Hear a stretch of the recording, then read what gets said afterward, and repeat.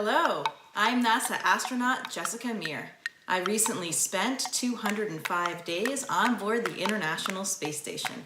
This is Ask NASA. Hello,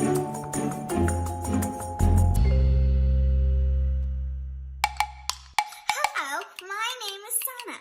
When people practice to be astronauts, how do they practice? You can't just pull away gravity from a place. No, you can't because it's invisible. You can't see it. So how do they practice? Well, Santa, that is a great question. It is something that all of the NASA engineers and personnel have been perfecting on the ground for us in order to train us effectively as astronauts. We do it underwater in a really big pool called the Neutral Buoyancy Lab.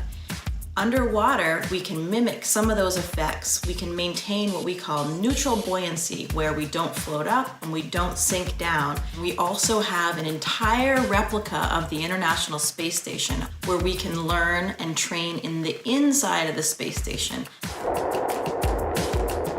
It was really interesting for a launch because we have spent so many hours training and learning how to fly the spacecraft. I actually had to remind myself, wow, this is real this time. So it was incredibly exciting to finally start feeling those things. You could feel the engines ignite and you can feel the acceleration on your body. And then after only about 8 minutes, you're suddenly weightless. And then you would realize, okay, this is real. This one's going to actually carry me to space. We are able to bring a few items with us, some personal items that you want to support throughout your mission. One of the things that I brought was my piccolo.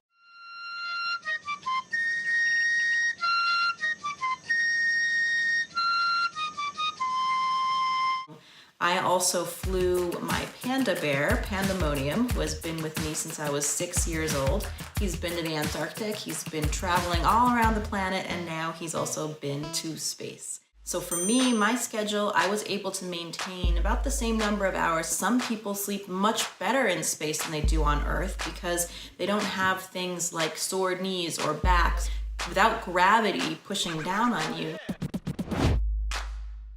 what we have is a sleeping bag, and we have that up against one of the walls, and it's strapped to one of the walls so that you can kind of keep yourself in position.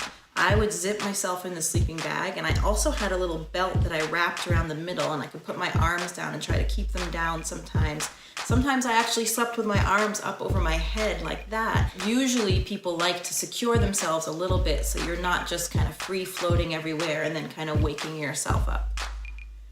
Just like everything else, going to the bathroom in space is something that you have to get used to. One of the best things is to get training from all of your crewmates that have already been up there and already used to using everything like the toilet. And how that works, we actually use like a vacuum system. So imagine if you have a vacuum cleaner and you're sucking things down. We turn on a big fan, and so that's pulling everything down into the toilet. We have a long funnel that we use to collect all of the urine. And then there's another seat that you can sit on, again, with that fan pulling things through to collect everything and keep it contained, which of course is the most important part on the space station. You don't want to have everything floating around. And it was really interesting for me in the beginning, in those first few days, your body is sensing things differently too without gravity. You know, everything, including your internal organs, everything is kind of lifted up. And so some of those pressure sensors that give you that feeling that you need to go to the bathroom, that feeling of fullness in your bladder, that takes a little bit of time to adjust to space as well. So we're actually getting a new toilet on board the International Space Station. This new toilet is going to be a little bit easier to use for both men and women. Of course, there are some anatomical differences, and some of the earlier versions didn't take into account everything equally kind of for both men and women. So this one should be a little bit easier to use for everybody. It'll also increase the capacity. We'll have another toilet on board the space station. We can continue to test and refine these technologies that will be used on the future in the Orion spacecraft when astronauts return to the moon. Most female astronauts actually suppress their menstrual cycle when we go on our space missions, just to make things a little bit more convenient. It certainly is not a requirement. All of those functions can go exactly as they do down on Earth. We have supplies up there as needed, and we can accommodate it with all of the hardware that we have for the toilet. To wash our hair, we take a drink bag, just like the normal drink bags we use. So I'll get my hair nice and wet, and you have to just take that water and get it touch right up to your hair so that it sticks under your hair, and then you'll rinse it all around, apply your shampoo, rinse it again, and then towel it off. It's pretty similar to washing your hair on the ground. The food that we eat on the International Space Station is delicious these days. It's really not that kind of freeze-dried ice cream thing that people have this idea that we eat. We have an entire lab at the NASA Johnson Space Center that is always developing new and delicious foods.